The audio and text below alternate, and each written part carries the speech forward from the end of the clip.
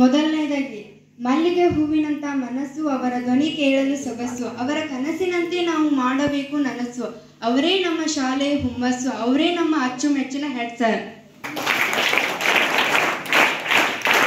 ಇವ್ರು ತುಂಬಾ ಸೈಲೆಂಟು, ಇವ್ರ ಲೆಕ್ಕ ತುಂಬಾ ಕರೆಕ್ಟು, ಇವ್ರು ಮಾಡ್ತಾರೆ ಹಣವನ್ನ ಕಲೆಕ್ಟು, ಇವರಿಗಿದೆ ತುಂಬಾ ಟ್ಯಾಲೆಂಟು, ಅವರೇ ನಮ್ಮ ಅಚ್ಚುಮೆಚ್ಚಿನ ಗಣಿತ್ ಸರ್.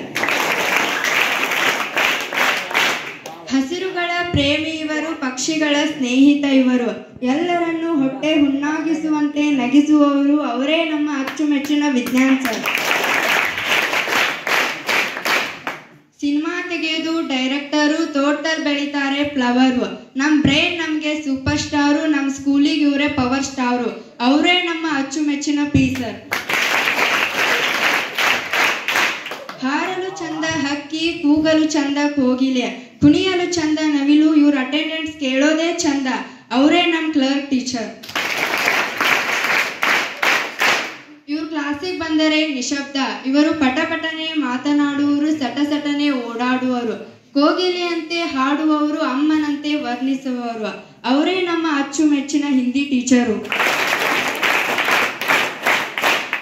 ನಕ್ಷತ್ರ ಹೊಳಿತಾ ಇದ್ರೆ ಚಂದ, ದೀಪ ಬೆಳಗ್ತಾ ಇದ್ರೆ ಚಂದ, ಹೂ ನಗ್ತಾ ಇದ್ರೆ ಚಂದ, ನಮ್ಮ ಕನ್ನಡ ಟೀಚರ್ ಕ್ಲಾಸಿಗೆ ಬಂದ್ರೇನೆ ಚಂದ. ಸಮಾಜದ ಜ್ಞಾನಿ, ತುಂಬಾ ದೊಡ್ಡ ಧ್ವನಿ, ಇವರಿಗೆ ತುಂಬಾ ಜನ ಅಭಿಮಾನಿ, ಅವರೇ ಸಮಾಜದ ವಿಜ್ಞಾನಿ, ನಮ್ಮ ಅಚ್ಚುಮೆಚ್ಚಿನ ಸಮಾಜ ಟೀಚರು.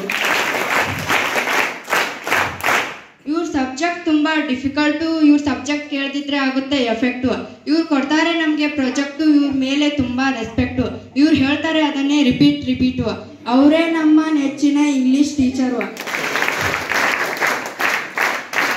ಇಷ್ಟು ಹೇಳಿ ನನ್ನ ಕವನ ವಾಚನವನ್ನು ಮುಗಿಸುತ್ತೇನೆ. ಧನ್ಯವಾದಗಳು.